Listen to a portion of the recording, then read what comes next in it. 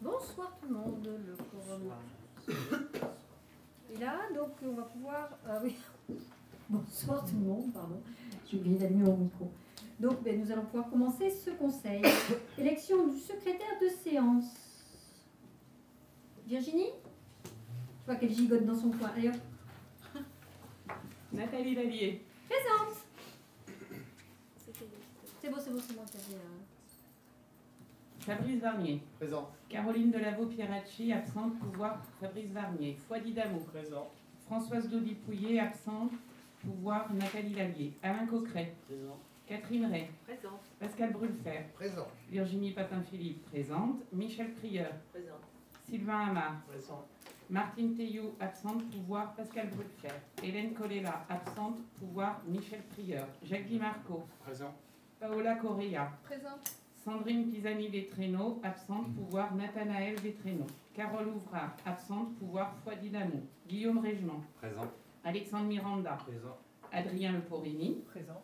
Léa Della. Présente. Hugo Capocci. Présent. Nathanaël Vétréno. Présent. Claire Morange. Présente. Gino Capocci. Présent. Pascal Picard. Présent. Peggy Perrochon. Présente. Stéphanie Jankiewicz, absente. Pouvoir Peggy Perrochon. Philippe Babi, absent. Pouvoir Pascal Picard.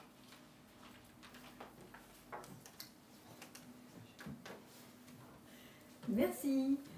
Donc, approbation du procès verbal de la séance précédente. Y a-t-il des questions, des remarques? Alors, on vote. Qui est contre? Qui s'abstient? Pour? Merci. Décision du maire.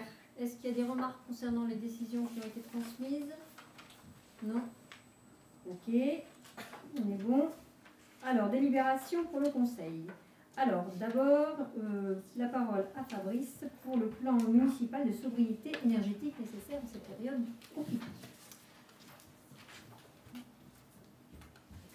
Bonsoir tout le monde. Donc, je vais vous demander ce soir d'acter notre plan de sobriété qui doit marquer un élan que nous avons déjà pris depuis plusieurs années sur la ville. Et donc, au-delà du contexte géopolitique qui engendre des pénuries d'énergie, excusez-moi, et de l'accélération du changement climatique, la sobriété énergétique constitue une priorité pour la municipalité. Donc nous allons vous présenter certaines actions qui sont soit déjà mises en place, soit qui sont en cours de mise en place, soit qui vont être mises en place, en sachant qu'il n'y a rien d'exhaustif dans cette présentation. Et donc c'est amené à évoluer en fonction soit des idées que les uns et les autres auront, soit des avancées techniques ou technologiques, puisque vous vous rendrez compte que déjà il y a des choses qui sont plus ou moins dépassées et on essaye d'aller dans ce sens-là.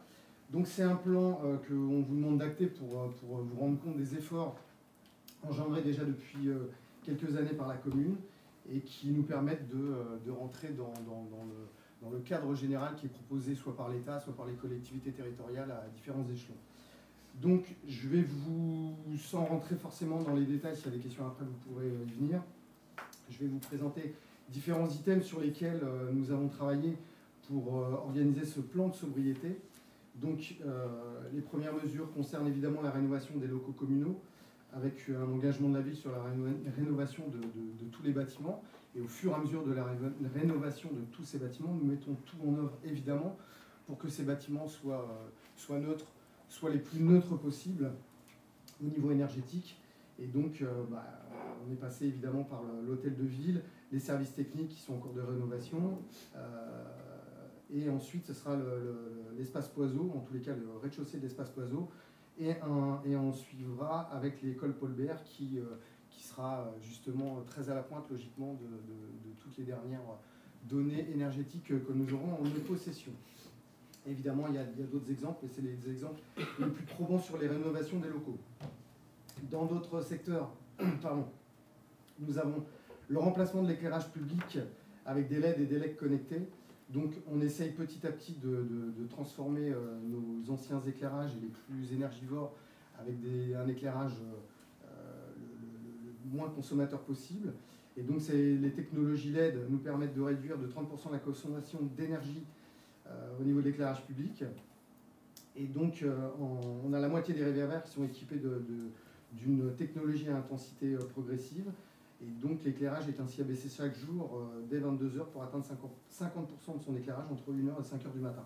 Donc c'est une diminution progressive de l'éclairage qui nous permet de faire des économies, tout en favorisant, parce qu'on essaie de regarder aussi ces aspects-là, tous les aspects de la biodiversité. On essaye, et on le fait à chaque fois qu'on le peut, de moderniser tous les systèmes d'éclairage qu'on a. Donc on a notamment les luminaires de la place Henri Barbus qui sont équipés d'ampoules LED connectées, dont la luminosité peut varier de 100% à 0%. Donc c'est pour l'instant le seul secteur sur lequel on a réellement la main au niveau de l'intensité lumineuse. Et ce dispositif nous permet de réaliser des économies d'environ 80% par rapport à un éclairage classique ancien. Et donc le but avoué, c'est d'arriver à ce système sur l'ensemble de la ville, de façon à ce que nous puissions maîtriser tous les secteurs de la ville à 100% en termes d'intensité d'éclairage. Si possible, évidemment, et on sait que ça va prendre un petit peu de temps. Autre secteur, la réduction du chauffage des bâtiments municipaux. Donc ça s'est fait évidemment comme tout le reste qui concerne les bâtiments et le fonctionnement des bâtiments avec l'approbation et l'engagement de tous nos agents. Donc là, les températures des locaux sont programmées à 19 degrés en journée et 16 degrés la nuit. Évidemment, sauf pour certaines structures comme la petite enfance qui s'élève à 21 degrés, ou les équipements sportifs qui sont entre 17 degrés la journée et 14 degrés la nuit. Voilà. La pose de boîtiers éthanol sur certains véhicules municipaux. Alors l'exemple qui vous est donné sur les tarifs, évidemment, est un exemple, puisque on sait très bien que le tarif actuel des carburants et de l'éthanol sont sans arrêt en mouvement. Donc c'était un exemple au moment où on vous l'a donné, mais pour avoir un ordre d'idée, c'est 50% d'économie entre des véhicules anciens équipés à un carburant classique avec ceux qui sont équipés en éthanol. On a évidemment une vigilance accrue et tout ça en coordination avec les agents sur la vigilance contre le gaspillage, alors tout type de gaspillage, notamment la chasse aux lumières, au chauffage d'appoint dans le bureau, etc. On essaie d'avoir un maximum l'extinction des 100% des appareils électroniques de bureau la nuit, en sachant qu'évidemment, il en reste une petite partie qui sont obligatoirement en veille ou allumées pour des machines ou des machineries qui sont liées à des systèmes de sécurité ou de sauvegarde. Nous avons également une mise en veille des panneaux d'affichage lumineux. Alors ça fait partie des dossiers qui sont en cours notamment, puisqu'on n'a pas forcément la main sur tous les panneaux, mais l'objectif est donc effectivement d'être éteint entre minuit et 6 heures du matin. Nous avons mis en place une charte de bonne pratique. Alors je ne sais plus si elle est complètement terminée, signée. Voilà, c'est en cours en tous les cas, une mise en place d'une charte de bonne pratique avec les services. Donc c'est ce que je vous disais, on travaille en bonne coordination avec tous les agents, donc qui permettra d'avoir des pratiques identiques partout et de permettre à tout le monde d'être sensibilisé. Une sensibilisation également des habitants avec des permanences info-énergie qui sont organisées par le CAUE 94 et qui fonctionnent tous les mois. Si vous avez besoin de chiffres, on en a. Pas ici forcément, mais on a les chiffres de la fréquentation. Et les illuminations de Noël, puisque c'était un des sujets dernièrement. Donc il faut savoir que la place Henri Barbus est éclairée par des lampes à ampoule LED à intensité programmable et télécommandable. Donc ce que je vous expliquais tout à l'heure. Donc voilà, en sachant que la façade lumineuse, puisque c'était aussi un des sujets qu'on nous avait demandé, la façade lumineuse de la mairie coûte 1,80 € par nuit. Tout ça ne sont que des exemples non exhaustifs de toutes les actions qui sont menées, qui pourront être menées, en sachant qu'à chaque nouvelle action, dans quelques domaines que ce soit, l'objectif est d'aboutir à un maximum d'économie ou de sobriété énergétique demandée. Voilà. Et merci de prendre acte de ce dossier. Merci Fabrice, c'est très clair. Voilà, on prend acte, puisque de toute façon, ce n'est pas ancré dans le conseil municipal, ni dans les délibérations, et on ne sait pas vers quelle aventure, c'est-à-dire on va au niveau énergétique, donc c'est pour ça qu'on ne peut pas le figer, et c'est complètement ouvert, et ouvert à toute collaboration de votre part, idée ou autre.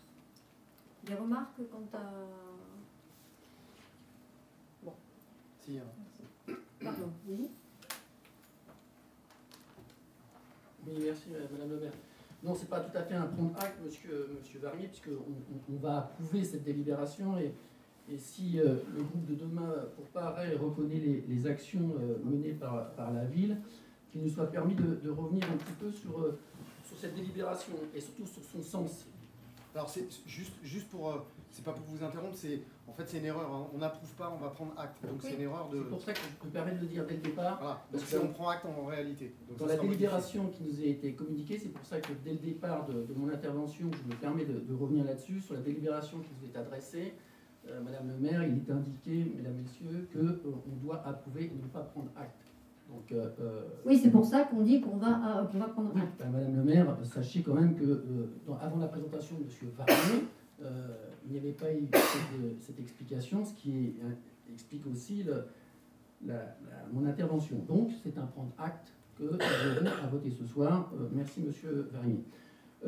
Sur la délibération, oui, nous saluons l'action qui est menée, puisque cette action, elle est partagée par tous. Ça veut dire il faut faire mieux. L'action qui nous est demandée, les collectivités territoriales, c'est de faire moins 10% de notre consommation énergétique d'ici 2024. Et vous indiquez, même si c'est un prendre acte, que des mesures ont été engagées depuis plusieurs années et d'autres seront accélérées. Même si on doit prendre acte ce soir, qu'il me soit quand même permis de... Et j'ai regardé un peu ce qu'il en était, et si je parle sous le couvert de Monsieur le maire adjoint chargé des finances, concernant la cible à atteindre. Le juge de paix, pour moi, malgré les faits pris, c'est quand même les budgets inscrits ou les comptes administratifs qui sont délivrés sur la consommation des fluides, Monsieur le maire adjoint chargé des finances.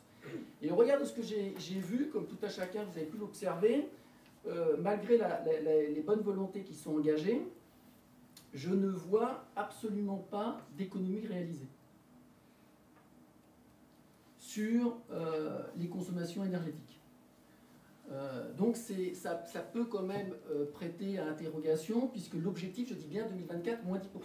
Donc pour atteindre moins 10%, en règle générale, je vous donne un exemple, hein, le compte administratif 2021, M. le maire adjoint, 590 000 euros, comparé au budget 2022, considérant effet augmentation, et c'est très bien de l'avoir pris, 685 000 euros.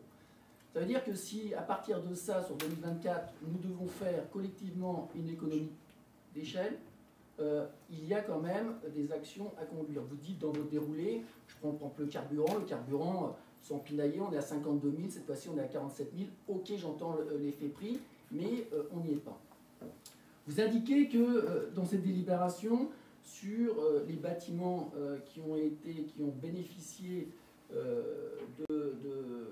de ces mesures, vous citez l'hôtel de ville 2020. Ok, là encore, on peut considérer qu'il aurait peut-être pu être fait autrement, avec des hauteurs sous plafond nettement moins importantes et une autre architecture pour pouvoir obtenir, puisque tout le monde le sait, que les hauteurs sous plafond sont consommatrices d'énergie pour les chauffer et autres. Vous ne parlez pas, monsieur le maire adjoint, de la cuisine centrale qui a été réalisée avec un financement à 5 millions d'euros et je vous ferai remarquer avec un toit terrasse. Ce toit terrasse, pour en avoir discuté, comme vous avez pu le faire, avec d'autres élus des collectivités territoriales, ils sont souvent exploités avec des panneaux photovoltaïques. Il y a 15 ans, la rentabilité était vraiment compliquée. Aujourd'hui, on considère que la rentabilité, je parle de l'investissement, en 15 ans, il est là. Et je pense que ça aurait pu, très honnêtement, c'est un regret, mais il n'est jamais trop tard, de pouvoir peut-être équiper ce bâtiment de panneaux photovoltaïques, puisque c'est un toit terrasse qui a été réalisé. Je me pose une question, peut-être que vous allez peut-être y répondre ce soir, sur la méthode. Sur la méthode, qu'en est-elle? J'ai lu quelques passages et quelques méthodes employées par les villes, et probablement par l'EPT12, sur les communautés de plus de 50 000 habitants et 250 employés. Il y a des bilans carbone qui sont réalisés sur le patrimoine communal. Ce patrimoine communal qui est le nôtre, la question que je vous poserai, vous pourrez y répondre si vous le souhaitez, c'est: y a-t-il eu un bilan carbone de réalisé sur le patrimoine communal? En début de mandature, vous aviez exprimé le fait de rénover le stade Coubertin à hauteur de 4,5 millions d'euros. Et là, je ne vois pas dans les plans qui sont les vôtres, puisque vous n'avez cité dans la démonstration aucun équipement sportif, sauf erreur de ma part. Il n'y a aucun équipement sportif qui ont été évoqués. Et je pense que nos équipements sportifs ont besoin de rénovation sur la sobriété énergétique. Et puis, pour terminer sur les points de remarque qui sont les nôtres, vous dites que vous allez accélérer. Moi, nous on dit banco, hein, bien sûr, c'est important pour tous, mais sauf que ce que j'ai cru lire dans les documents municipaux, c'est que le projet de l'école Paul Bert verra le jour en 2024. 2024, comme vous l'avez compris, on aura dû réaliser l'objectif qui est le nôtre de 10% de l'économie. Donc, monsieur le maire adjoint, deux questions. Donc, quelle est la méthode pour obtenir les moins 10% d'économie d'énergie? Et avez-vous un bilan carbone qui a été réalisé et qui est communicable à l'ensemble des élus? Oui, Fabrice. Alors, on va essayer de reprendre dans l'ordre. Donc déjà, pour que ça soit clair pour tout le monde, je pense qu'il y a une confusion déjà dans le discours. Vous confondez économie d'énergie et économie financière. Oui. C'est-à-dire que le but, c'est forcément, si on peut allier les deux, c'est de le faire. Je ne sais pas si vous vous rappelez, mais c'est le président de la République qui le disait, s'ils n'avaient pas mis tous les boucliers en place, alors je n'ai pas le chiffre exact, hein, on était à 120 ou 130% d'augmentation du prix de l'énergie. Donc, à même consommation, à consommation égale d'une année sur l'autre, de toute façon, tout le monde a pris très très cher en termes d'augmentation. Donc, vous dites l'inverse, c'est-à-dire que quand vous prenez les chiffres de pareil, en fait, nous, notre objectif, c'est comme tout le monde, c'est de faire des économies. Les 10%, c'est des économies d'énergie, ce n'est pas des économies financières. Les économies financières, on arrivera à les faire si la guerre s'arrête en Ukraine, parce qu'il y aura des ravitaillements qui seront peut-être plus efficaces. Si on arrive effectivement à avoir un plan énergétique sur l'ensemble du territoire et l'ensemble voire du continent qui sera beaucoup plus efficient avec des équipements éoliens, solaires, etc., etc. En tous les cas, il ne faut pas qu'il y ait de confusion entre les économies d'énergie et les économies de prix. Là, vous nous parlez d'économie de prix, moi je vous parle d'économie d'énergie. Les 10% sur chacun des bâtiments qu'on rénove, par exemple, on est très largement, nous, au-delà des 10% d'économies réalisées par rapport aux bâtiments existants. À chaque fois, on dépasse largement. Je vais vous dire tout simplement pourquoi, puisque on essaye à chaque fois, quand on donne un plan, alors par exemple l'école Paul Bert, l'étude n'est pas encore complètement aboutie, évidemment, hein, mais le but c'est d'arriver au chiffre du décret tertiaire de 2050. Donc on vise 2050, c'est-à-dire qu'on n'est plus à 10%. C'est 40%, 2050. Ben c'est pour vous dire, donc les bâtiments qu'on va construire là auront un objectif d'économie ils seront déjà au chiffre de 2050. Non mais c'est pour vous dire que tout ce qu'on fait actuellement, on ne s'arrête jamais à 10%, on dépasse largement les 10%. Donc ne confondons pas économie d'énergie et économie de prix, puisque vous avez rapporté ça à M. Fouadi-Damou, qui effectivement il a des chiffres qui sont différents d'une année sur l'autre, mais forcément le prix de l'énergie a tellement augmenté que même si on a fait 20% d'économie d'énergie sur un bâtiment, le prix du kilowattheure ou de l'eau, etc., a tellement augmenté que de toute façon, vous paierez plus cher. Prenez l'exemple d'une voiture. Quand vous faisiez votre plein il y a 2 ans, vous aviez la même quantité d'essence dans votre voiture. Ben maintenant, vous faites le même plein, vous avez beau rouler moins vite, vous consommez quand même plus en termes d'argent. Par contre, votre voiture, elle consomme la même chose en termes d'essence. Toujours ces 40 litres ou ces 50 litres à la fin. Mais par contre, vous payez plus cher votre plein. Donc là, on va rester sur des choses qui sont vraiment réelles par rapport à ce que nous, on essaie de traduire à travers ce plan de sobriété énergétique. Après, évidemment, si on arrive à faire de la sobriété économique en plus, mais évidemment que ça va avec. Mais tout le monde comprend bien, Monsieur Picard, par rapport à ce que vous avez dit, que là, vous êtes à côté de la plaque. On peut pas, avec les augmentations énergétiques mondiales, allier les deux de manière optimale. Il faut savoir qu'on est une des villes les plus sobres dans ces cas-là, dans le secteur, sur les régulations économiques par rapport à la sobriété énergétique. Bref, vous reviendrez si vous voulez là-dessus, on ne va pas passer des heures, mais en tous les cas, déjà, première confusion. La deuxième confusion, vous donnez beaucoup d'exemples. Effectivement, on peut revenir sur plein d'exemples, sur l'hôtel de ville, sur la cuisine centrale, etc.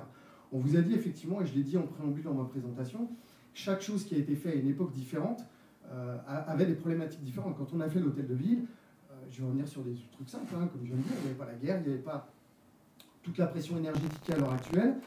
Effectivement, on aurait pu aussi faire peut-être mieux, sauf qu'on aurait fait mieux en connaissance de cause. Sauf que là, on parle 2 ans ou 3 ans après. Maintenant, quand on fait des bâtiments, on les fait effectivement plus comme ça. Donc à chaque fois, on essaie d'améliorer nos techniques, et c'est ce que j'avais dit en préambule, en fonction de l'évolution économique, etc., des différents pays, en fonction des progrès aussi techniques. Il faut savoir que par exemple sur les LED, sur le système de LED, il y a des progrès qui se font maintenant presque tous les ans. Donc il faut changer régulièrement nos systèmes pour être au point à chaque fois. Donc donner des exemples, on peut effectivement donner à chaque fois. La cuisine centrale, on peut effectivement parler de photovoltaïque. Le plan de rénovation qu'on a mis en place a lancé une étude sur toutes les toitures de nos bâtiments. Donc il y a une étude qui est faite qui revisite toutes les possibilités qu'on a pour mettre soit du photovoltaïque, soit pour changer les toitures, soit pour faire pour mettre des toits terrasses, etc., etc. Tout ça, c'est à l'étude. Et en fonction de la rénovation des bâtiments, effectivement, on adoptera la solution la plus efficace au moment où on prendra la décision. On ne peut pas lire dans le futur ce qui va se passer.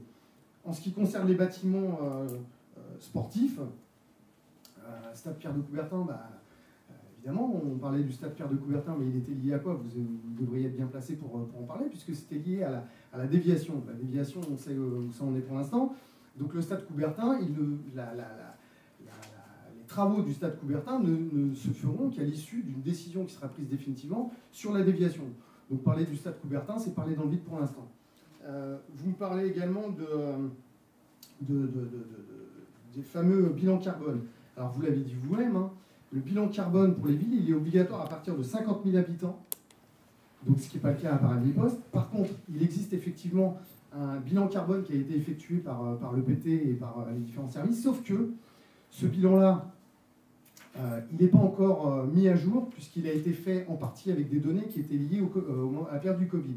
Donc ils ne sont pas fiables, donc ils ne sont pas mis de manière définitive, ils sont en train d'être mis à jour. Dès que les données seront mises à jour et qu'on aura des éléments sur la ville de Paris-les-Postes, puisqu'il y en aura pour chaque ville, on les communiquera, on vous les communiquera. Pour l'instant, en tous les cas, il y a des affinements qui sont en train de faire, enfin des actualisations qui sont liées à la période Covid, et maintenant on n'est plus en période Covid, donc forcément le bilan carbone n'est pas le même.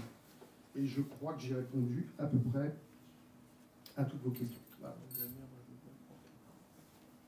Merci. Fouad? Merci, bonsoir, merci Madame le maire. Oui, effectivement, moi je rejoins Fabrice. Hein. Vous confondez économie d'énergie et économie financière. Effectivement, les 10% concernent l'économie d'énergie.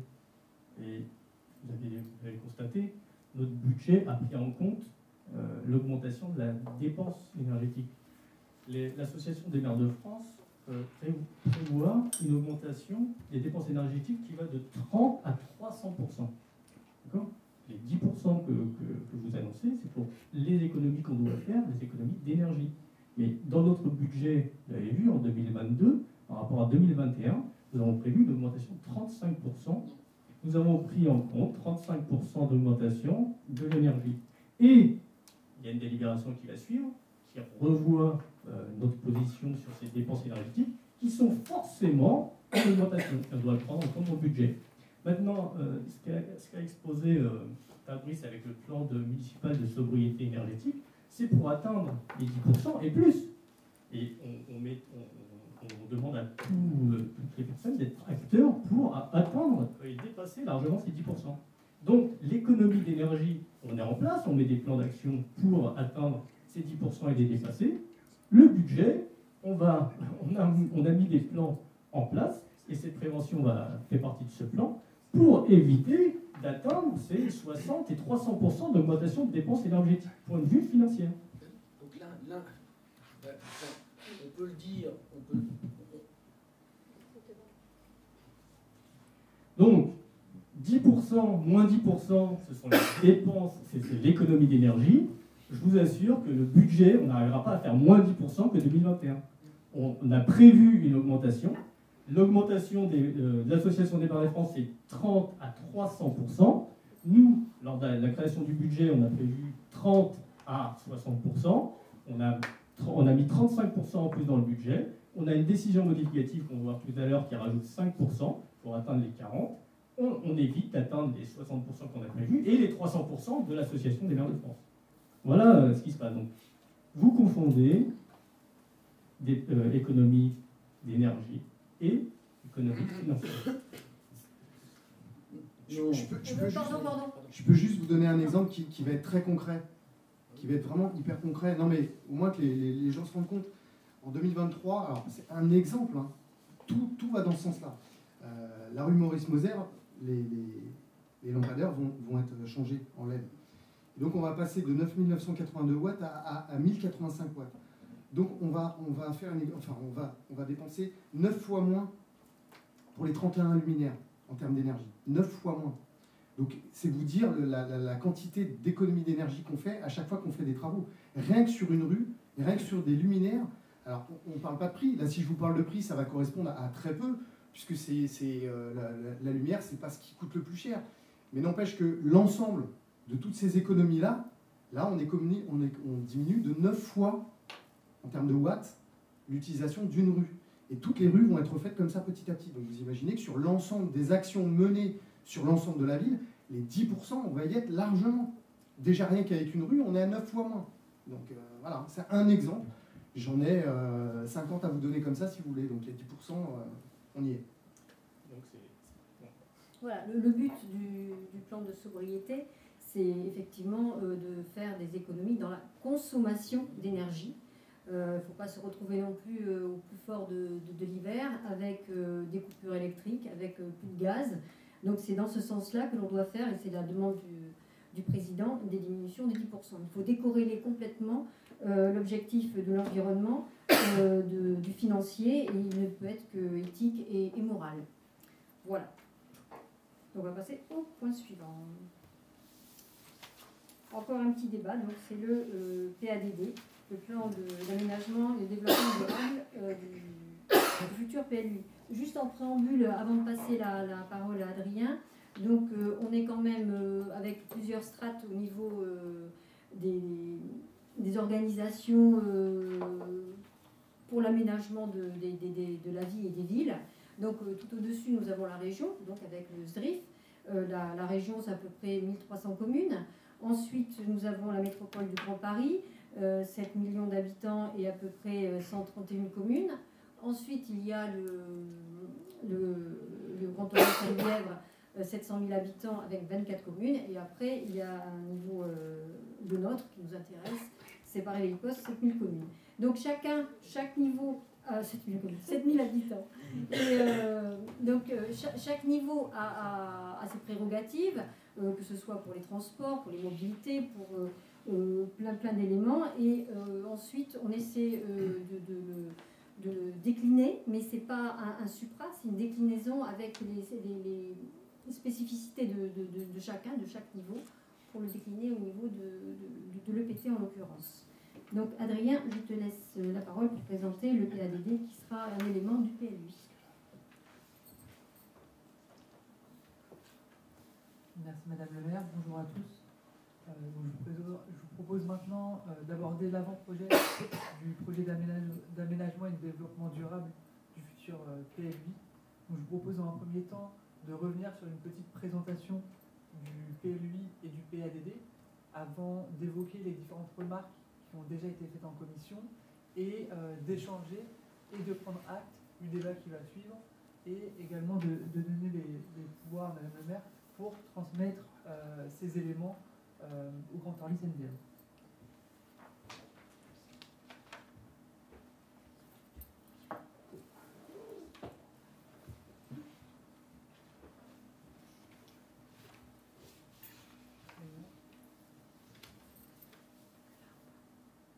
Donc le PLUI du Grand Orly Seine-Bièvre est le document qui permet de fixer les orientations stratégiques et les règles d'aménagement et de développement applicables à tous.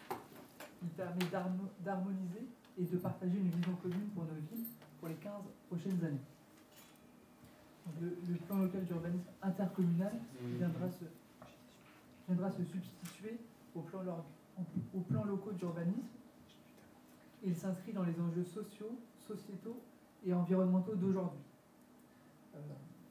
Il a trait au logement, au déplacement, à l'activité économique ou encore au changement climatique.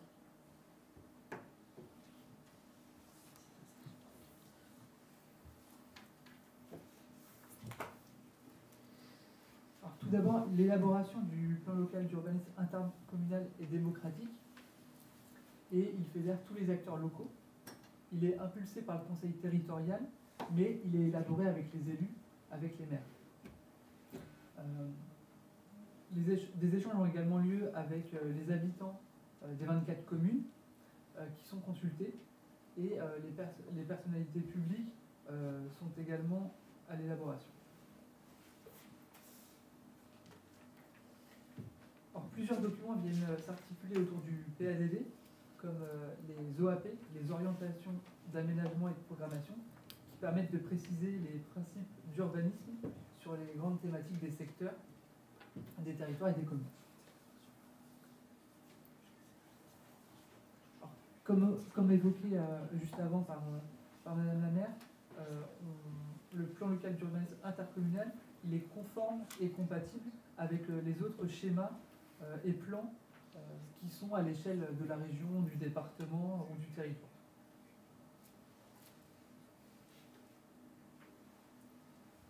Alors, concernant les objectifs d'élaboration du PLUI, il traduit les objectifs des projets du territoire autour d'une vision commune, autour de 4 exigences. La première, c'est combattre les dérèglements climatiques, garantir la ville et la qualité de vie pour tous, anticiper les évolutions de vie et de ville, et s'affirmer comme un territoire métropolitain incontournable. Il porte également les grandes politiques publiques, comme le plan climat-énergie, et il permet la réalisation des projets d'aménagement.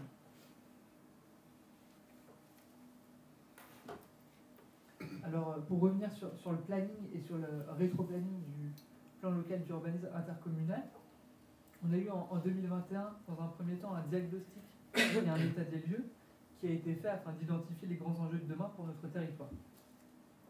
Alors, cette année, elle est consacrée au PADD, où nous retrouvons les grandes intentions qui vont nous permettre de penser le territoire de demain en matière d'aménagement, de développement économique et commercial, d'habitation, de préservation de l'environnement et du cadre de vie.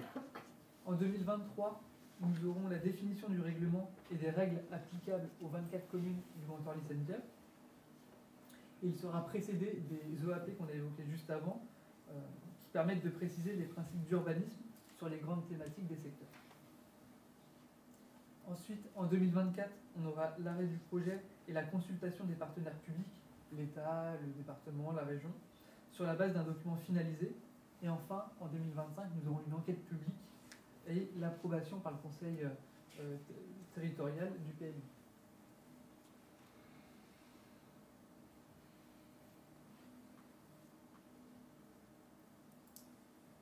Alors, juste pour faire un petit point aussi à l'échelle de la commune, on aura plusieurs occasions de se retrouver pour parler du PLUI, notamment avec l'organisation de plusieurs réunions publiques et d'informations qui seront diffusées sur différents supports ces prochaines années.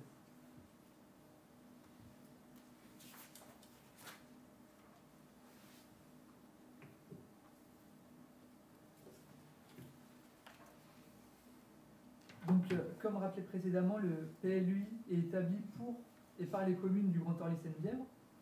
Il est ambitieux pour notre territoire et pour notre environnement, et il traite des orientations générales sur plusieurs volets, comme l'habitat, les transports ou l'économie.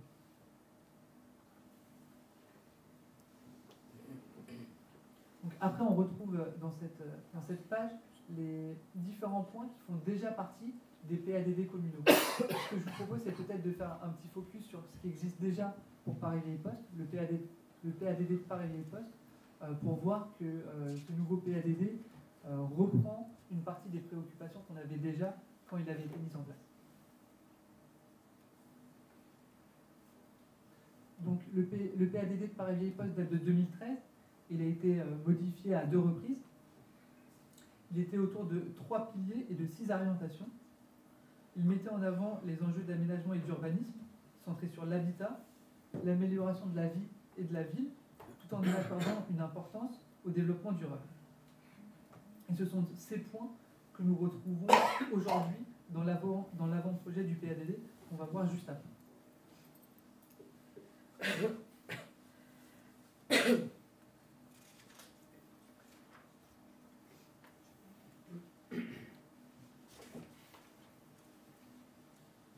Donc le PLUI s'articule autour de deux fils directeurs.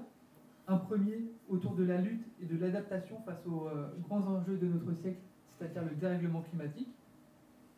Et le deuxième qui est plus social, garantir un territoire pour toutes et tous, qui est axé sur la solidarité et le vivre ensemble à toutes les échelles du territoire.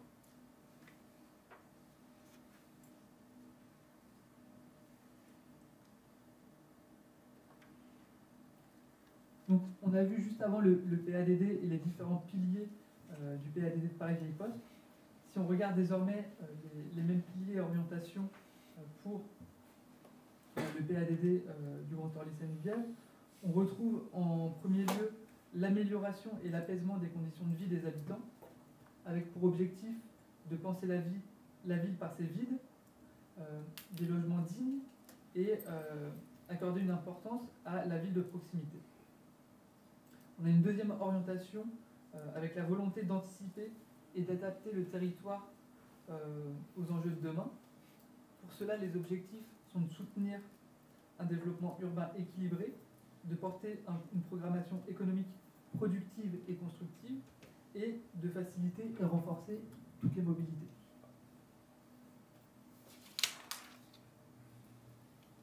Alors, je vous propose désormais de refaire un petit point sur ce qui a déjà été dit en commission.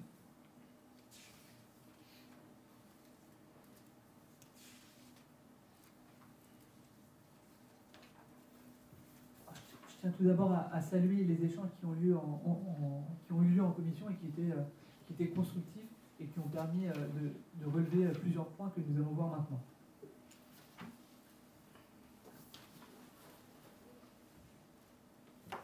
Donc, tout d'abord, le positif, donc les sujets de satisfaction, où nous étions d'accord pour dire que la lutte contre le changement climatique devait transparaître tout au long du PADD, et c'est ce qui a été fait.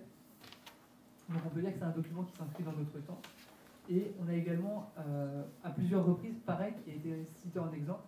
Je pense notamment à la cour Oasis. Donc c'est un point qu'on souhaitait également mettre en œuvre.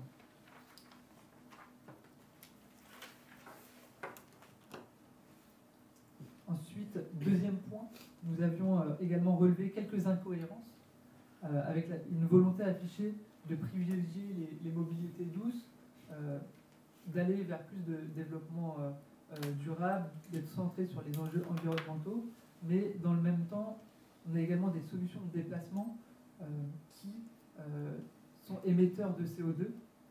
On pense notamment à la déviation au nord de Paris,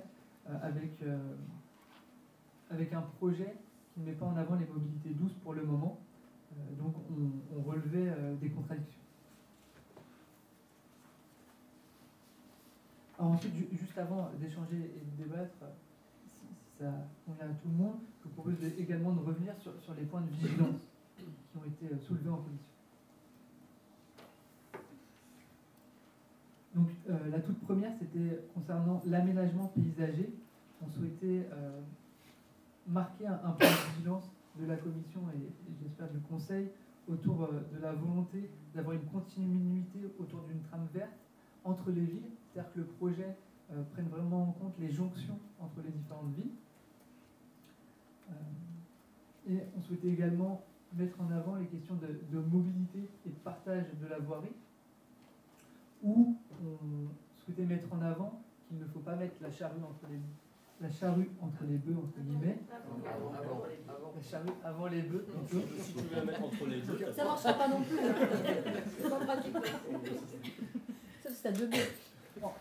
En attendant que certains projets se concrétisent avant de souhaiter des changements de comportement.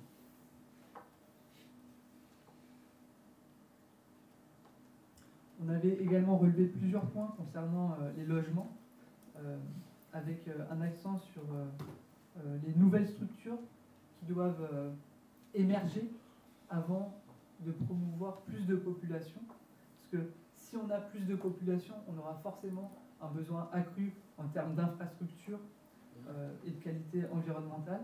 Donc, on souhaite que ces structures soient adaptées à l'augmentation de la population qui va avoir lieu ces prochaines années.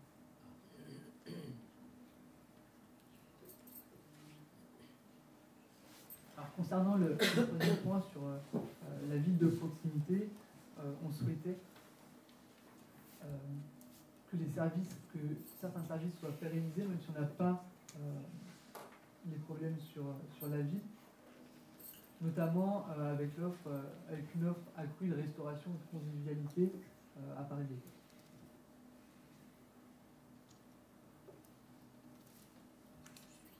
Alors, on a également parlé du volet santé,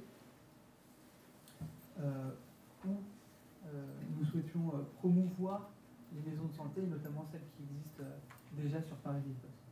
Parce que certaines villes du territoire ont déjà des problèmes pour recruter des médecins. Nous, on a une maison de santé et on souhaitait que ce soit promu à travers le PAD.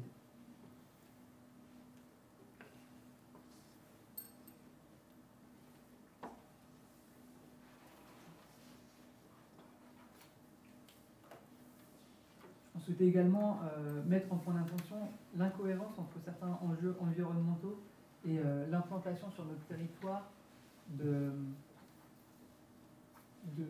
data centers ou d'antennes qui pourraient potentiellement polluer ou avoir des effets néfastes sur l'environnement ou sur la santé.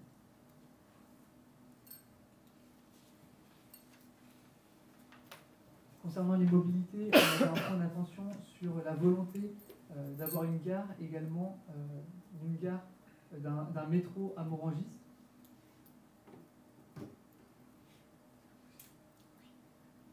Et enfin, les derniers points, c'était sur du formalisme et quelques problèmes, notamment des virgules sur des pourcentages qui ne figuraient pas. Alors, je vous propose maintenant d'échanger, si vous avez d'autres points d'attention sur PADD que vous souhaitez que Nathalie évoque ou encore les syndics. Virginie? Oui, moi j'en ai un à la lecture de ce PADD, je m'étonne qu'il n'y ait pas de la part de l'EPT de proposition de commission d'accessibilité. On a des commissions voirie, des commissions logement, on n'a rien sur l'accessibilité et il ne faudrait pas qu'on se retrouve avec des décisions prises sur les commissions voirie ou logement qui sont antinomiques avec tous les problèmes d'accessibilité qu'on peut avoir. C'est un point qui a été relevé dans la commission communale d'accessibilité. On remonte ces problèmes régulièrement à l'EPT et ça ne souffre jamais de réponse. Donc ce serait bien que l'EPT, vu l'ambition de son PLUI, et c'est très bien qu'il soit ambitieux avec différentes strates, parce qu'il ne faut pas rester nombriliste, ce serait bien que l'accessibilité soit au cœur de l'ensemble des commissions. Au même titre que l'écologie doit être un fil rouge pour toutes les décisions, l'accessibilité doit en être un aussi. Donc moi j'aimerais bien que ce soit remonté dans les différents rapports. Voilà. Merci Virginie, on le note effectivement, puisqu'on a réclamé à plusieurs reprises que le PT fasse sa part du chemin concernant l'accessibilité des voiries, entre autres. Ok, d'autres remarques? Fabrice? Pardon, oui?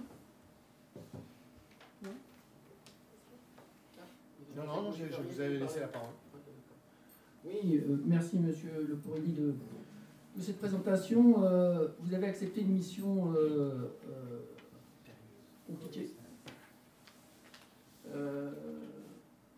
Je vous souhaite tous mes vœux de réussite dans cette mission. Mission compliquée, Monsieur Le Pourrini, parce que vous l'avez indiqué, PLU 2013, je partage. On passe au PLUI, puisque maintenant c'est une compétence et une perte de pouvoir de toutes les communes, puisque ça passera maintenant de façon intercommunale. Ce dont on n'a pas parlé dans le PADD, c'est l'incidence que nous allons avoir sur le fait que nous avons créé entre 2013 et aujourd'hui un secteur de renouvellement urbain. Dans le cadre de ce secteur de renouvellement urbain, M. Le Pourrini, je vous pose une première question. Avez-vous lu le dossier technique qui avait été délibéré au conseil municipal du 26 novembre 2017 ?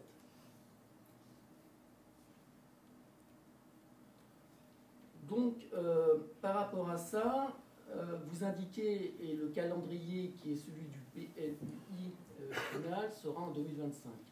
Or, je pense que dans notre collectivité, nous allons avoir une urbanisation qui va être très forte sur le site Fontainebleau, mais aussi sur le site Verdun. Et vous le disiez, monsieur Le Porini, avec vos mots, il va y avoir par rapport à ces constructions probablement une densification de la population. Dans le dossier technique dont je vous fais part, qui avait été adopté par la majorité municipale en 2017, il était indiqué, on parle du logement, sur le site de Fontainebleau, il était indiqué, à l'époque c'était la divergence qu'on avait avec la majorité de l'époque, c'était sur le fait qu'il y a-t-il augmentation de la démographie.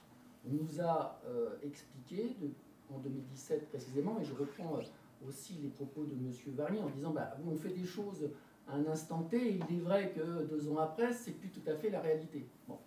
Mais il faut savoir anticiper les choses, ou au moins prendre garde sur ce qui va se passer. En 2017, le cheval de bataille qui était, c'est ce qu'on a, il était évoqué à l'époque, c'était le point mort démographique. On nous expliquait que sur le site de Verdun, il y allait y avoir en moyenne 40 constructions de logements sur 20 ans, ce qui faisait les 800 logements qui vont arriver. Aujourd'hui, par rapport à ce qui est prévu sur l'ensemble du territoire intercommunal, moi, le groupe de Demain pour Paris, tout de suite, on s'interroge sur le fait que, OK sur le PLUI, qui va arriver, mais dans un temps long, 5 ans, et entre-temps, il suffit de regarder notre collectivité pour voir que les choses vont bouger, que la densification va être là. Et quand je vois que c'était 40 logements par an sur 20 ans pour atteindre un point mort démographique, je crains que les constructions accélérées que nous avons, qui ne répondent pas à 20 ans, mais dans un délai plus court, je crains que pour revenir sur le PADD, il y ait 2 choses. Il y ait la réflexion collective qu'on va ouvrir, y compris avec les habitants, pardon, et puis il va y avoir la réalité à part les postes, qui, à mon avis, la création de ce secteur de renouvellement urbain va être compliquée. Je reprendrai un seul des exemples, parce qu'on pourra en donner beaucoup. Il y a un des exemples, il y a le mot sobriété foncière. Sobriété foncière, ça avait vocation en 2017 comme ça l'est aujourd'hui, parce que 1 euro reste 1 euro. Quand on fait donner l'énergie ou de la construction, 1 euro, c'est 1 euro. En 2017, il nous était indiqué que le prix de sortie des logements serait de 3 800 € le mètre carré. Je parle toujours sur le site de Fontainebleau, stationnement compris. En 2017. En 2022, si nous consultons les promoteurs, je serais étonné que ces promoteurs affirment aujourd'hui que le prix de sortie du mètre carré soit à 3 800 € le mètre carré. La sobriété prônée dans le PADD n'est plus au rendez-vous par rapport à ce qui avait été prévu dans le secteur de renouvellement urbain. Et c'est ça que j'essaye, à travers ces quelques mots, de dire, c'est qu'aujourd'hui, le secteur de renouvellement urbain, l'urbanisation qui est prévue, attendue et lancée, je pense que nous allons avoir, et je ne parle pas ce soir des difficultés qui seront par décision celles du quotidien. Je partage ce que m'a dit Mme Papin. C'est évident que ce point est important à soulever. Comme il n'est pas inscrit dans le document, qui a été long, qui est fastidieux à lire, mais nous aurons un temps long à travailler les uns et les autres dessus, sur la place des seniors. Il y a dans le secteur de renouvellement urbain de 2017, initialement, sur le site Contint, était prévu 70 logements pour nos seniors. Aujourd'hui, modulo la rénovation qui sera prévue à l'espace Poiseau, je ne vois pas de structure prévue. Je vois une densification sur la RN7, densification sur la butte Verdun. Sans rentrer trop dans les détails, tout le monde aura compris ce qu'on appelle des transhumances. C'est que les gens partiront ensemble le matin et rentreront ensemble le soir. Et je crains, mais on aura le temps d'en parler tout au long de cette mandature, c'est que nous ayons, par rapport au PADD et ce qui va se passer uniquement sur Paray, on ne soit absolument pas en corrélation ou qu'on puisse raccrocher les wagons par rapport à ce qu'eux vont faire sur les 24 communes. Vous avez dit, et je salue ce qui a été fait en commission, sur les 24 communes, je pense qu'on aurait été bon que les membres de la commission stipulent quand même, c'est que nous avons une particularité par rapport aux 24 autres communes de la communauté d'agglomération. C'est que nous sommes toujours protégés par un arrêté préfectoral qui nous protège sur le fait que nous n'avons pas la possibilité, normalement, d'atteindre les 25% de logements sociaux. Je pense qu'il est très important de le rappeler parce qu'aujourd'hui, tout le monde est ami. Demain, si nous allons perdre la compétence, c'est ça qu'il faut dire, nous allons perdre la compétence, qui est aujourd'hui une compétence importante que de Madame le maire, c'est celle de l'urbanisme. Demain, on la perd avec le PLUI. C'est ça que ça veut dire aussi. Et ça veut dire que ce qui ne serait pas bon, c'est qu'on nous force à aller toujours plus fort et qu'on ait plus de logements sociaux.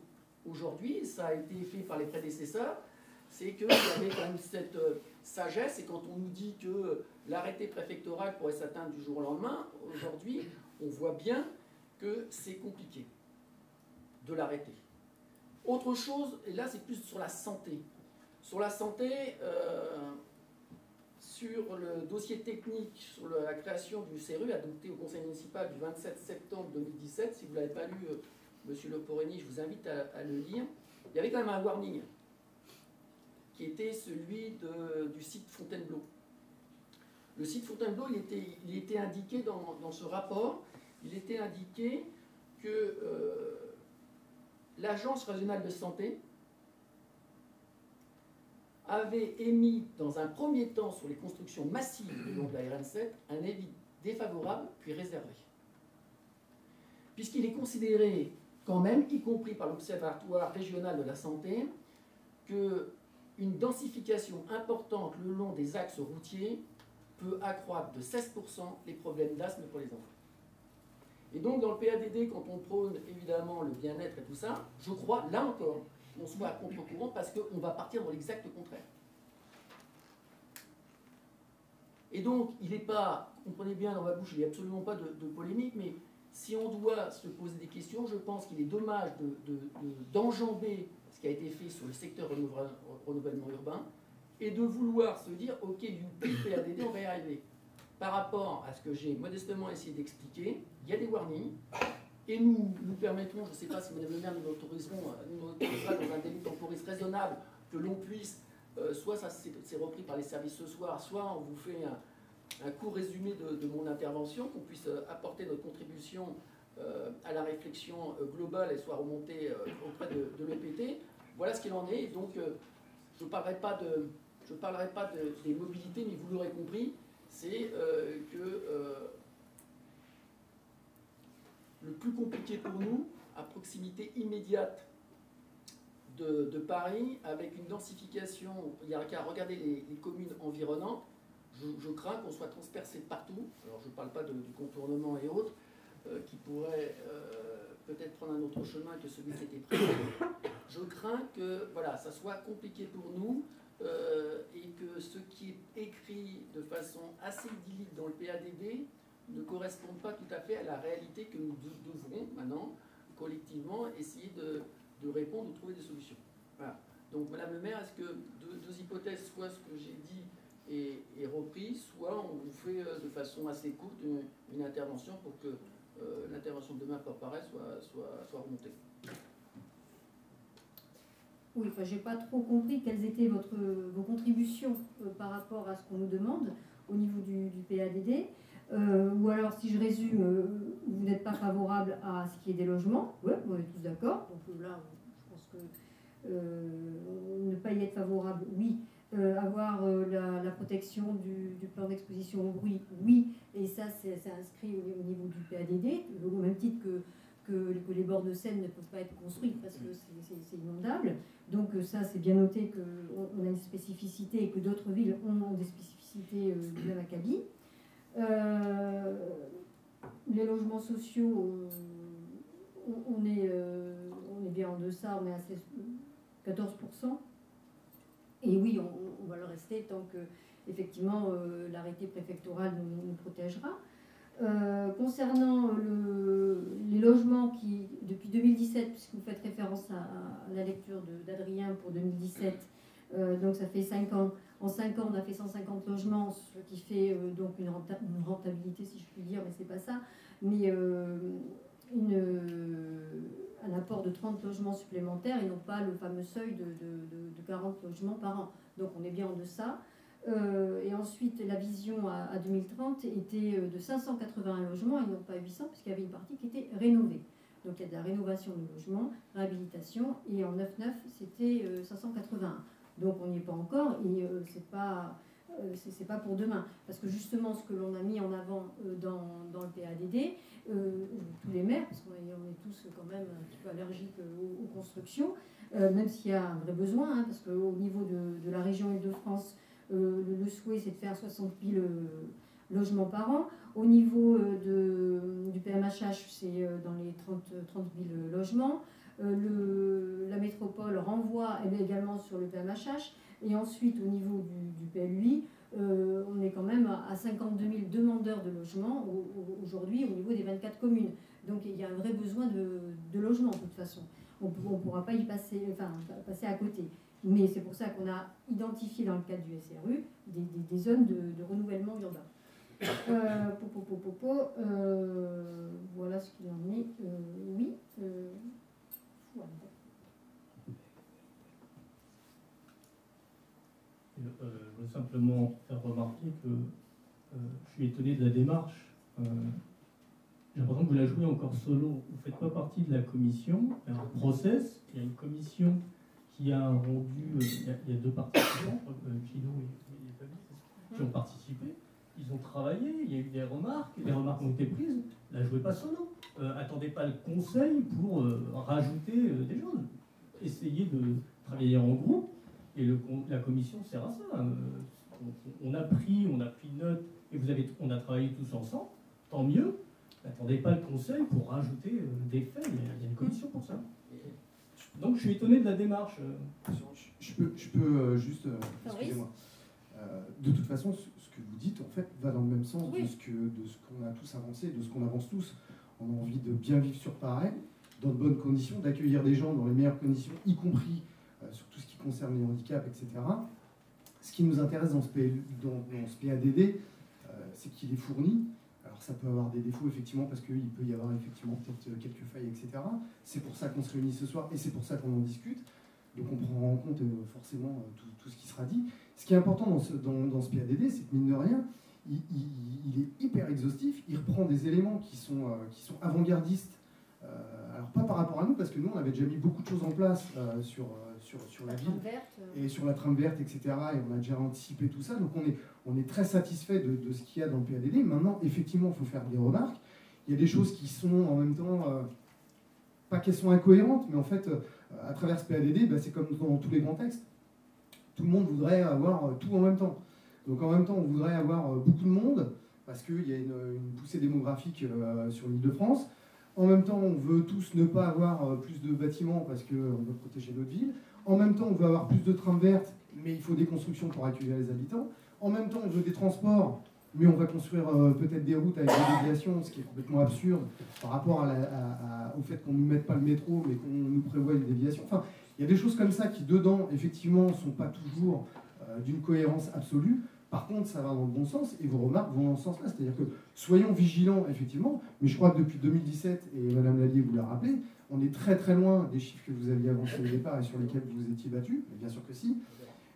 La preuve, c'est les chiffres qu'elle vous a donnés étaient en dessous de ceux que vous aviez donnés juste avant, et qu'on est hyper vigilant là-dessus, et que le projet de protection et donc de construction sur la frange de Paray visait justement à ça, pour éviter qu'il y ait des constructions partout dans Paray de manière anarchique, etc.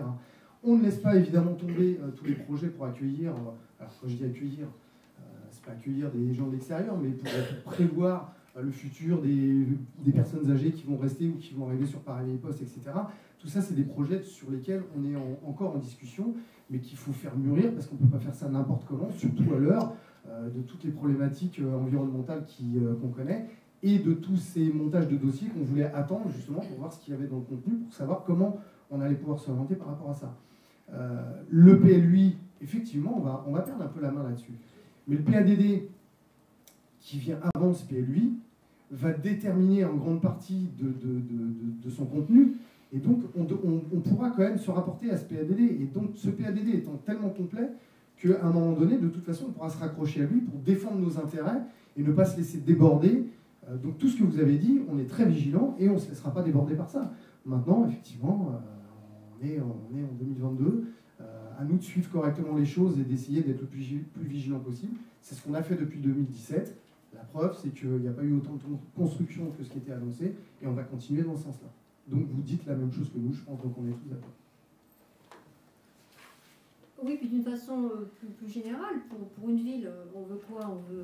On veut des commerces de proximité, on veut une gare. S'il n'y a pas d'habitants à proximité, enfin, dans Paris-les-Postes ou alentour, il y aura une gare de la ligne 14.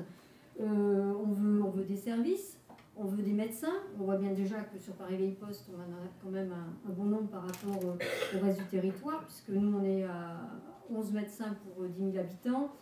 En Essonne, on est à 7.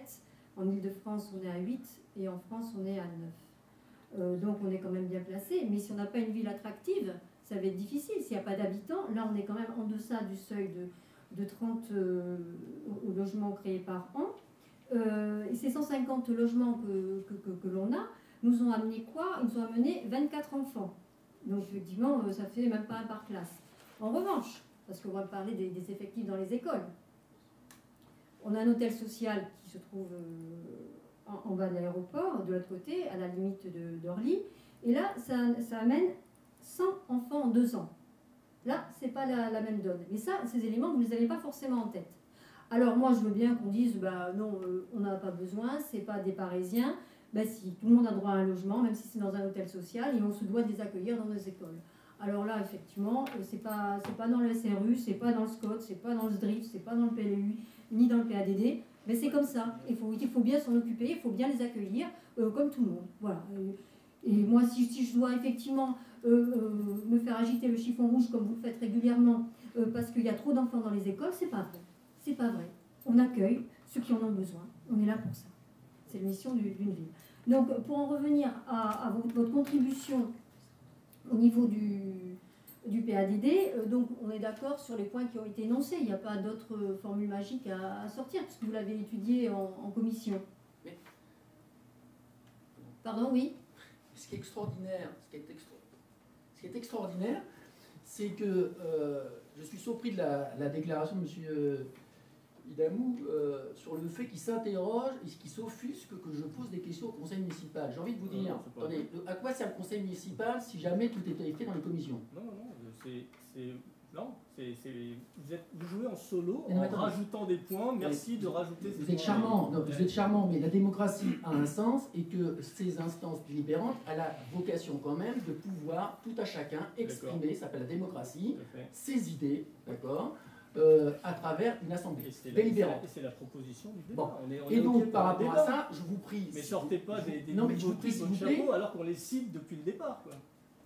S'il vous plaît, on n'est pas là, on n'a pas été invité, nous sommes là parce qu'il y a une élection, on est bien d'accord.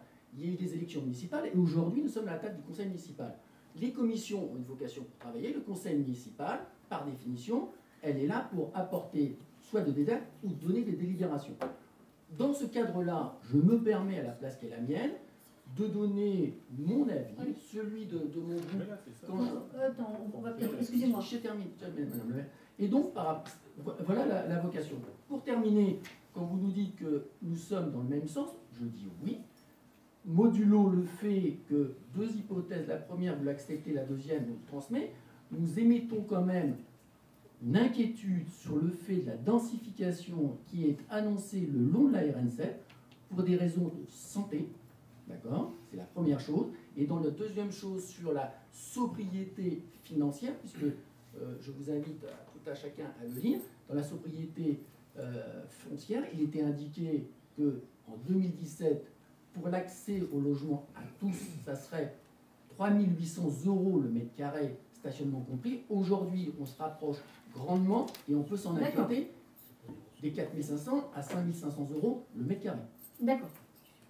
Donc, pour reformuler ce que vous dites et ce qu'on peut ajouter, donc, Adrien, c'est méfiance, et on est d'accord, effectivement, par rapport à l'insertion de construction, mais que ce soit à Paris-Vieille-Poste ou ailleurs, hein, sur des zones qui n'auraient pas, en fin de compte, des qualités environnementales propices à l'habitat, on va dire ça comme ça. Et ensuite, une vigilance quant au prix de sortie du bâti, des immeubles à l'achat. Donc, de toute façon, nous, on passe par les FIF qui préemptent quand nécessité, justement pour pouvoir réguler le prix de sortie des appartements, ou des immeubles ou des maisons. Voilà, qui ne seraient pas au prix annoncé si effectivement tout le monde sortait, si les promoteurs se lançaient dans n'importe quelle construction sans un régulateur qui est les FIF. Et qui n'ont pas atteint les chiffres donnés. Oui, voilà, pour les chiffres, voilà. Nous, ce qu'on ne veut pas, c'est effectivement que ça prenne les chiffres donnés. Ok, on est d'accord? D'accord. Voilà. Donc, on amendera les contributions du conseil, de la commission cadre de vie et environnement avec ces deux points-là. Et la partie menée par Madame Papin concernant l'adaptabilité et voilà. L'antinomie de ces deux points. Ok, merci. Ne pensez-vous pas qu'il est important quand même, dans l'intérêt général, de stipuler quand même, pas aujourd'hui, mais après 2024, quand il y aura l'installation du PLUI, même si on considère que le PADD nous garantit tout, moi je pense qu'il faudrait être très prudent. Arrêtez de dire des trucs qu'on n'a pas dit. On n'a jamais dit que ça garantissait tout. Là, vous insinuez dans votre phrase qu'on a dit ça. Non, mais prenez vos responsabilités. J'ai mal formulé ma phrase. Prenez vos responsabilités quand vous parlez. Ne nous mettez pas des choses qu'on n'a pas dit. Voilà. J'en suis désolé. Donc, considérons, voilà, moi ce que j'essaye de voir avec vous collectivement, c'est de se dire, quand il y aura le PLUI qui sera mis en place, la municipalité, comme toutes les municipalités, vont perdre le pouvoir qui est le leur aujourd'hui sur l'urbanisme. Moi, je crois qu'il est important, peut-être qu'il sera important, de rappeler la spécificité concernant les 24 communes de Paris-Poste avec ce garde-fou qui est aujourd'hui la prorogation de l'arrêté préfectoral. Non, mais là, je vous coupe, excusez-moi, mais on est entièrement d'accord et ça, Pour ça, je dis.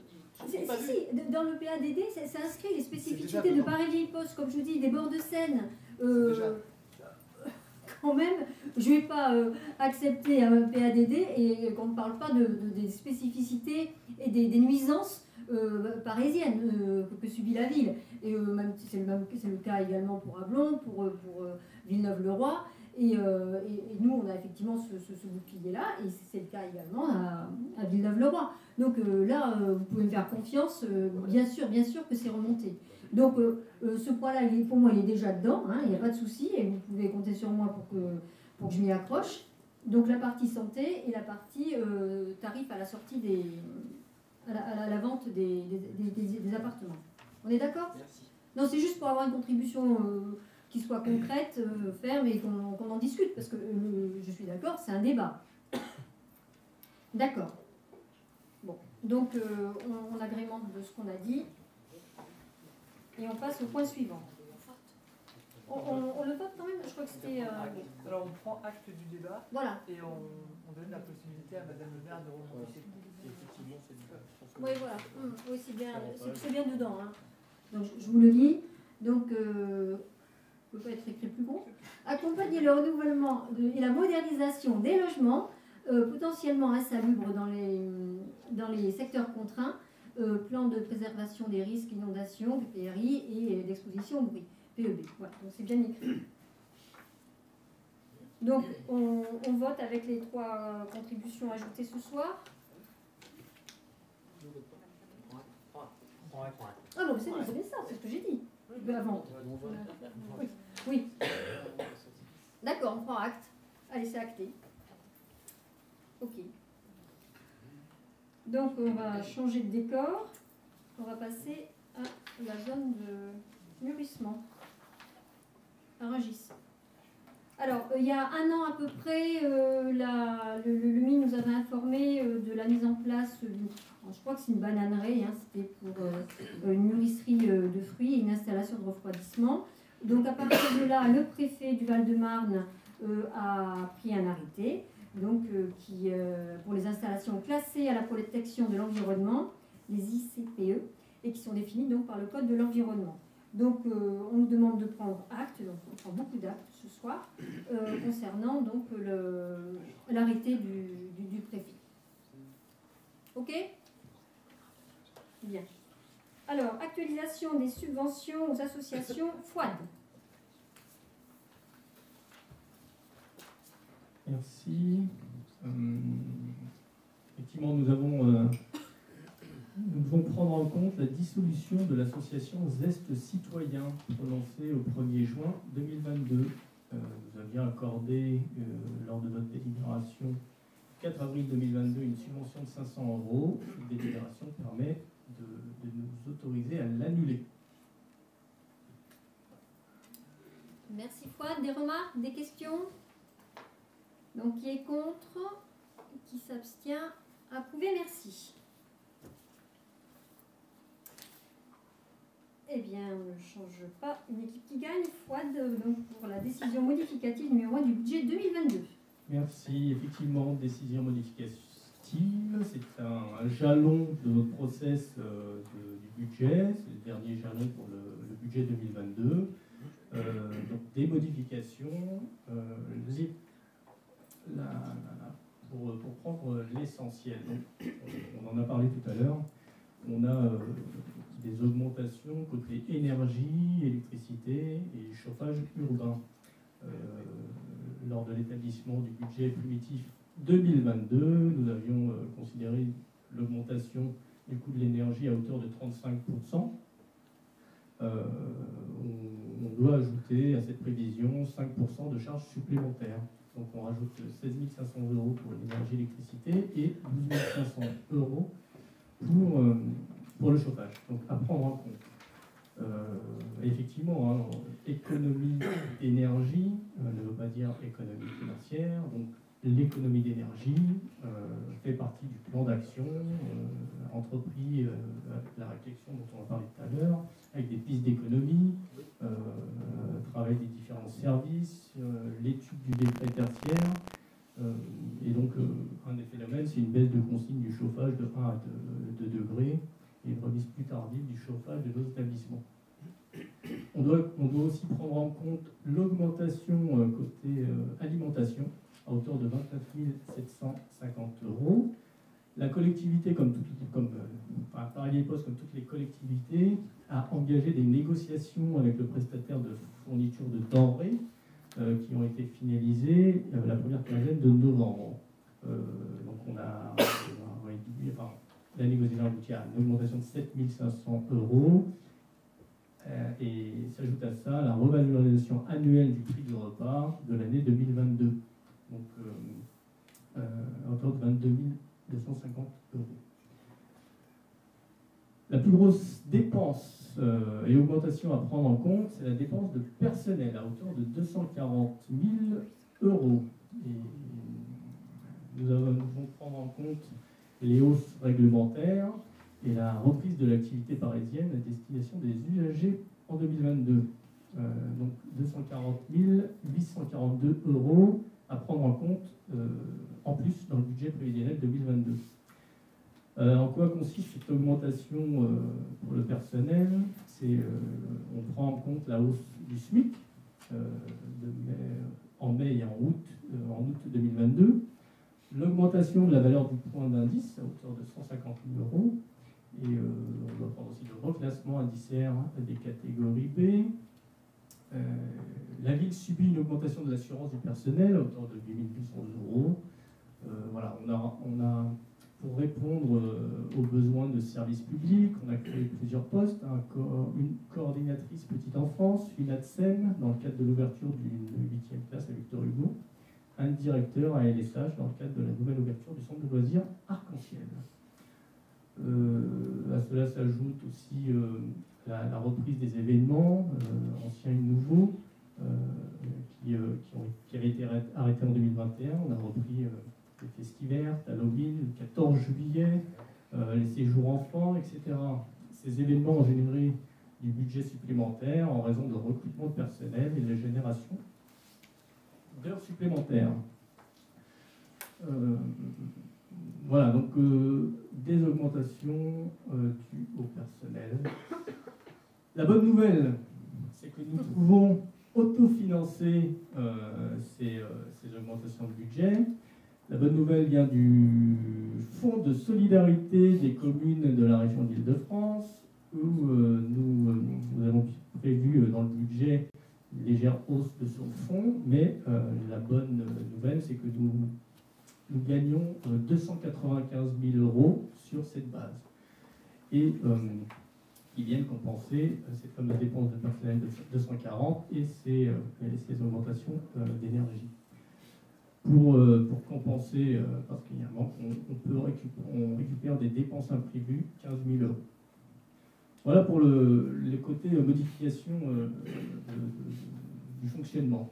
Côté investissement, le phénomène principal, c'est l'agence régionale de santé a transmis pour exécution un arrêté préfectoral qui met en demeure les propriétaires parisiens de procéder à des travaux de mise en sécurité électrique. Et la ville doit se substituer à la famille lorsqu'ils ne peuvent pas le faire. Donc, ces travaux ont dû être exécutés en urgence, avec par la suite un recouvrement auprès de la famille via le trésor public. Donc on a un montant de 5 000 €.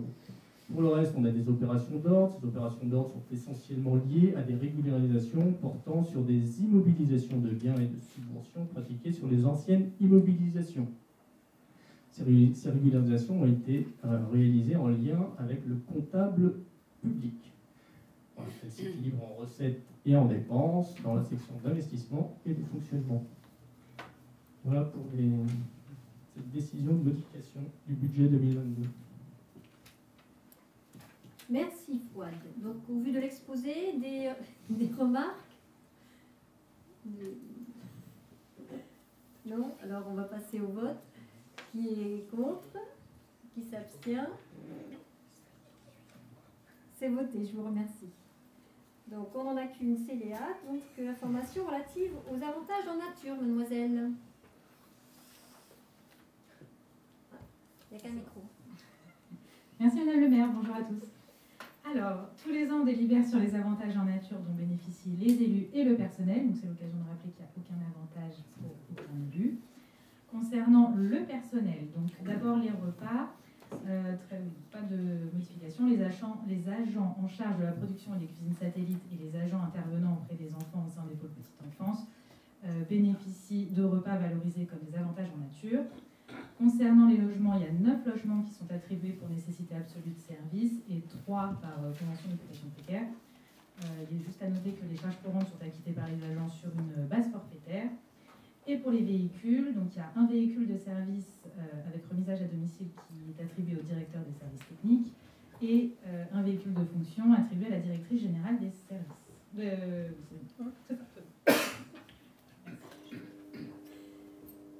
Merci Léa. Des remarques? Oui, pardon? Petite question. C'était bon, oui. En commission, j'ai oublié de poser un petit truc. Alors, ça va venir après un peu plus tard. On va parler du télétravail et de sa mise en place. Je vous avais posé la question, est-ce que les employés ont des PC ou téléphone à disposition? Vous m'avez dit oui. Est-ce que du coup, comme on parle d'avantages en nature, ces PC qui leur sont prêtés seront mis en avantage en nature? Non. Non, c'est des prêts, ils se les partagent même dans les services, etc. C'est pour. C'est pas personnel? Non, c'est pas du tout personnel. Ok. Merci. Donc on va passer au vote. Qui est contre? Qui s'abstient? C'est voté. Merci Léa. Ah, j'ai pas mis le micro. C'est voté. Donc organisation du temps de travail, voilà. Donc, depuis le début de l'année, et conformément aux dispositions de la loi de transformation de la fonction publique, nous appliquons les 1607 heures de travail annuelles. Donc, pour des raisons d'organisation et de fonctionnement des services et pour répondre au mieux aux besoins des usagers, il y a différents cycles de travail qui ont été instaurés et qu'on vient donc de mettre à jour le règlement de temps de travail des agents applicable à compter du 1er décembre 2022. Juste pour information, donc le règlement il définit le temps de travail, donc les 1607 heures, la journée de solidarité, les heures supplémentaires et complémentaires, les astreintes, les temps non complets, etc. Il définit aussi les cycles de travail avec l'annualisation des ATSEL, des agents du site de Saint-Chéron, du service enfance et du JSL, et tous les cycles de travail par service. Voilà. Et ça a été un avis favorable du comité technique tout le long de l'année, donc c'est juste la compilation de ces éléments. Des remarques? Passer au vote. Qui est contre? Qui s'abstient? C'est voté, je vous remercie. Donc, encore Léa pour la mise en œuvre du télétravail. Donc, depuis la crise sanitaire liée au Covid, il y a partout un changement des modes d'organisation du travail. Et donc, on souhaite aujourd'hui mettre en place le télétravail dans la commune de Paray-des-Postes, c'est-à-dire offrir la possibilité aux agents qui le souhaitent de pouvoir télétravailler quand ils ont des missions, en tout cas qui sont télétravaillables. Donc il y a eu des groupes de travail qui ont été engagés depuis le début de l'année avec des agents un peu représentatifs de toute la collectivité.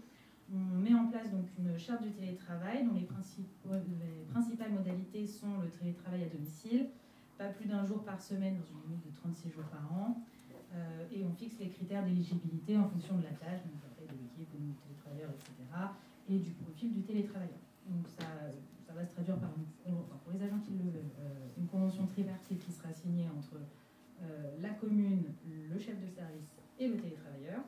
Et c'est une expérimentation de 6 mois. L'objectif, c'est d'améliorer les conditions de travail, d'augmenter l'attractivité du territoire et de réduire les trajets domicile-travail. Merci Léa. Des remarques? On va passer au vote. Qui est contre? Qui s'abstient? C'est voté. Merci Léa. Alors, mise à jour des effectifs maintenant. La plus belle lecture. Alors, donc on met à chaque fois à jour le tableau des effectifs. Donc suite à l'avancement de grade à la direction de l'éducation, on crée un poste de rédacteur principal de 2e classe et on supprime un poste de rédacteur. Suite à la promotion interne, une promotion interne au service communication, on crée un poste de rédacteur territorial et on supprime un poste d'adjoint administratif principal de 1re classe. Suite à l'avancement de grade au JSL, on crée un poste d'adjoint administratif principal de 1re classe et on supprime un poste d'adjoint administratif principal de 2e classe. Ensuite, en raison de l'avancement de grade au CPM entretien école, on crée 3 postes d'adjoint technique principal de 2e classe et on supprime 3 postes d'adjoint technique. Et on crée un poste de rédacteur principal de 1re classe et un poste d'assistant d'enseignement artistique principal de 1re classe. Et merci. Des remarques? On passe au vote. Qui est contre? Qui s'abstient? C'est voté. Merci. Donc, comme il n'y a pas de questions particulières, juste que... Hein? Ah, oui, la décision à signer.